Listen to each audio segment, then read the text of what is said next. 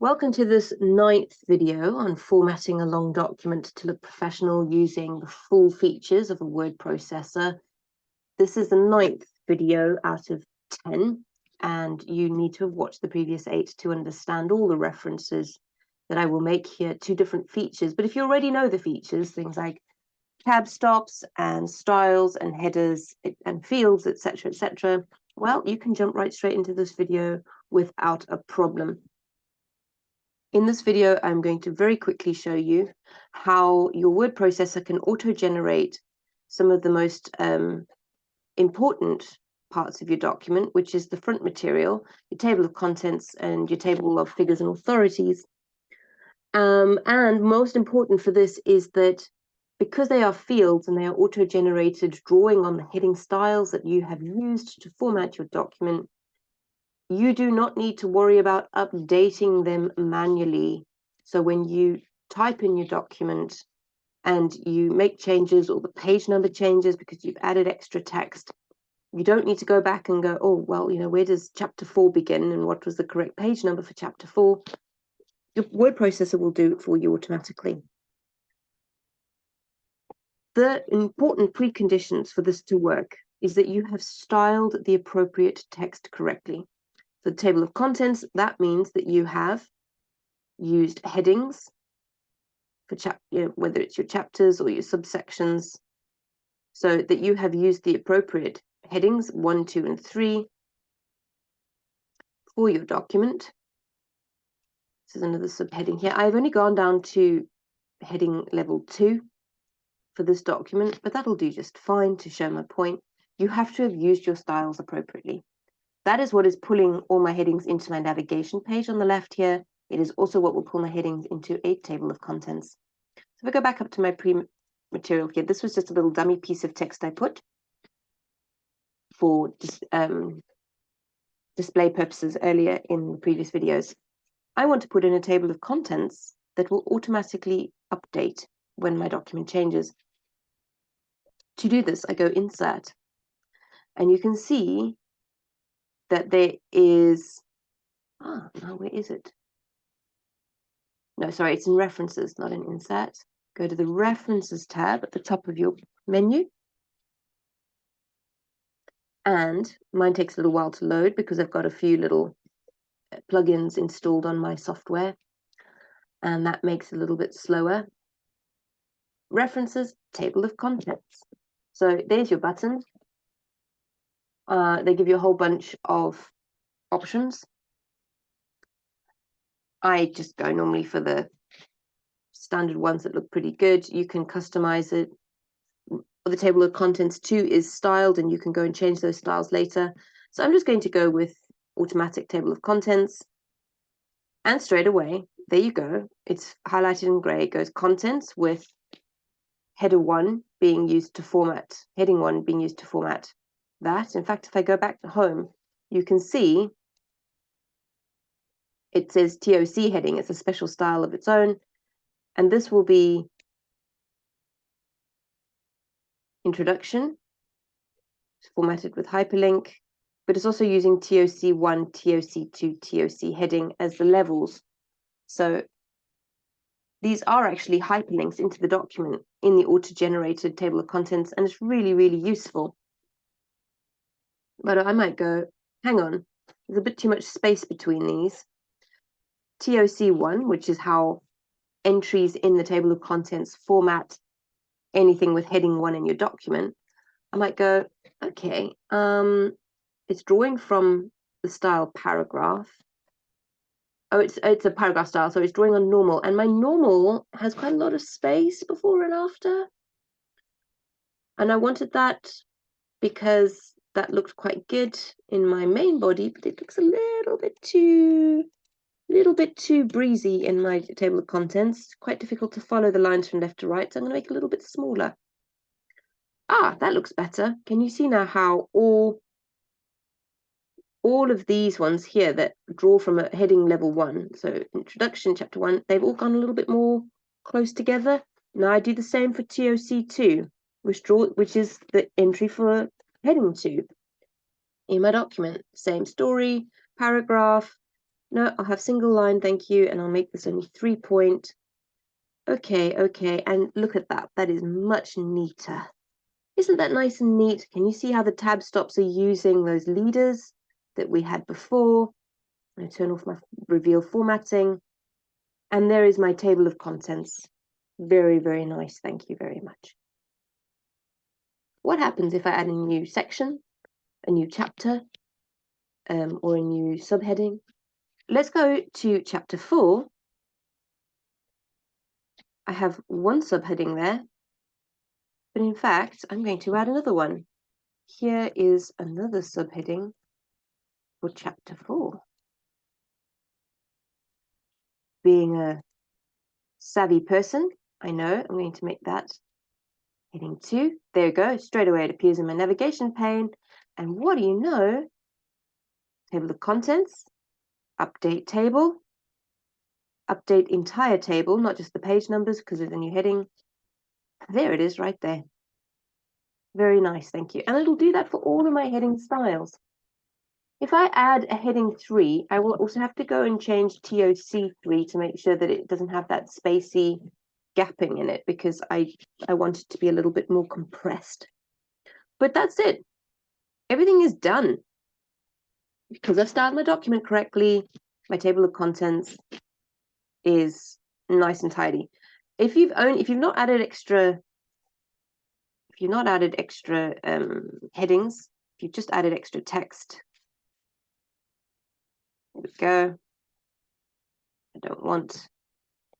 Now that means that this should be now on page 18. That's all right. I go back to my table of contents. I go update table. No, just update the page numbers. And there you go. Now that section is on page 18. Voila. Beautiful. Okay, that's table of contents. Easy peasy lemon squeezy. Another type of field that is also extremely useful is table of authorities or a table of figures. I don't know why it's called a table of authorities. Basically means a table of tables, but I guess a table of tables sounds really bad.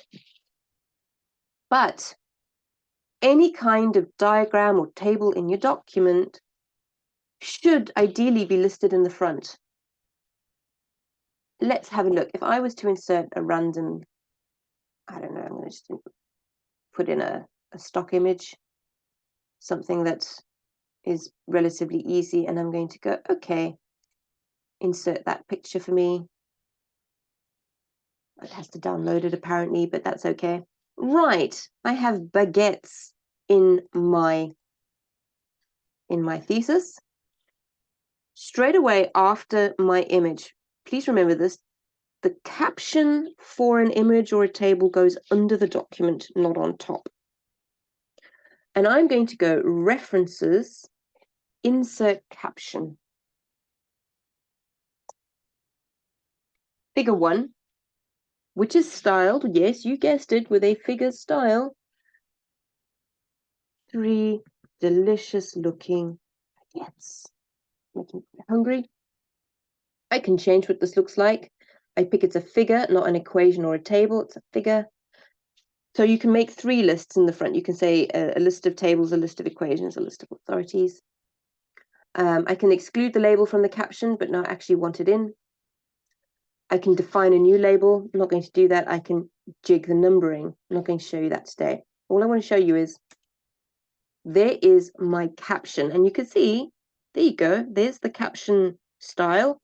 I want it a little bit more snug up to the image, please. I like it italicized. I like it a little bit smaller. It shouldn't be gray. That might affect printing. We'll make it back to black. I'm going to go to my paragraph and I'm going to go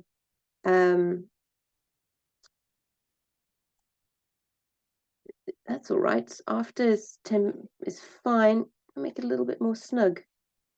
Oh, I know what's happened here. You see it's not wanting me to click away. I'm going to go, okay.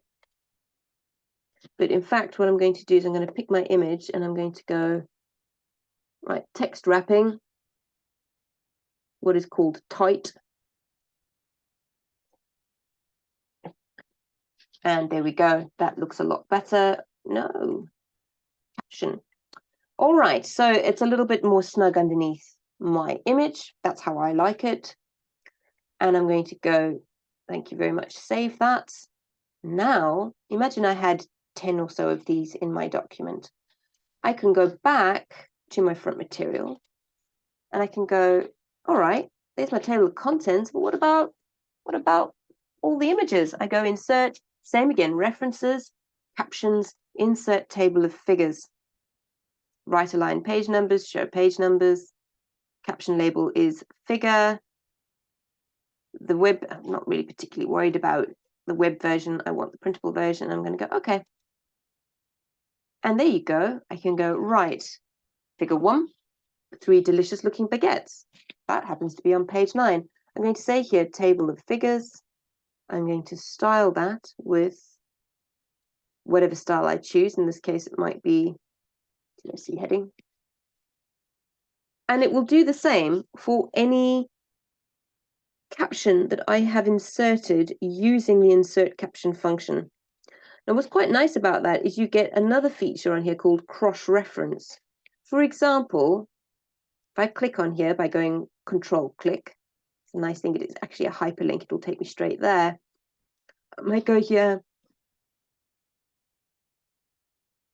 some delicious looking baguettes, C, and I want to say C figure 1, and I want it to be a hyperlink. I can say cross-reference, numbered item, insert as a hyperlink. I want it to be, let's see, what kind of, it's not a numbered item, it's a figure. Yes, figure 1, that's the one. Here we go. Do I want to insert the entire caption? No, I only want to insert the label and number. And I go, I've already inserted it, I think. Insert, there we go, close. I inserted it twice. C, I'm going to delete the previous one. Inserted it twice. C, figure 1. And that's quite nice because some delicious looking baguettes, C figure 1, have made me feel hungry. And you can actually go, if you are not reading this on print, Control, and it will take you to figure 1. So this cross-reference, if, for example, this becomes figure 2, because I insert another picture further up, the numbering will automatically increment so that the numbers are correct. The table of figures at the front will update to show the correct figure number and correct page number. And you don't have to go back all the way through your document saying, oh, where's every incident where I said figure 1? I now have to update it to figure 2 because now my baguettes are not my first image in my document, they're my second. If you use the cross-references function on the references ribbon, those hyperlinks will all automatically update. In fact, let me quickly show you that. I'm going to add another image. Same thing for tables. It works exactly the same way. I'm going to put in another picture. Let's see what stock images come up this time. The baguettes were delicious, but let's look for...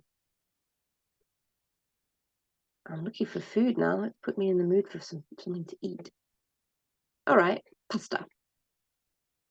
Put in a picture. It's downloading. It's inserting. I'm going to select that and I'm going to go wrapping. I'm going to make it tight like the other one so that my caption sits very neatly underneath. I'm going to go in references. Don't forget, you've got to do it. Insert. This is now going to be figure 1. Delicious dinner. That's very nice. Now that becomes figure 1. It's the first image in the document. And boom, figure 2. And look at that, very nice. Where did we put that reference to the deliciousness of the baguette? Here we go. I'm going to say right click, update field, figure 2. And if I go into the front and go, all right, table of figures, I'm going to say update field, update the entire table. And indeed, it is catching everywhere that I have used a caption with a figure label. So that's how you install or you insert these auto-generated lists. Depends on styles. It depends on using the correct fields. Don't mess around with it too much because you don't want to delete any text in these auto-generated parts. Rather, right-click, update field. Don't start editing stuff manually inside, because then you will break it, or you will lose your edits when you update the field later. And that is how you use references to insert table contents, insert captions. You can also do, as you saw with inserting a caption, tables, same story. Just choose the tables label rather than the figure label. And that's a really neat and easy thing to do when you've got a very long document with lots of pieces in it that you need to have index for in the front. That's the end of this video. In the final video, all I'm going to do is do a summary of everything we've covered by looking at a full PhD thesis that has been formatted in this way, and it'll just be a very quick gloss over of the content we've covered in this video playlist.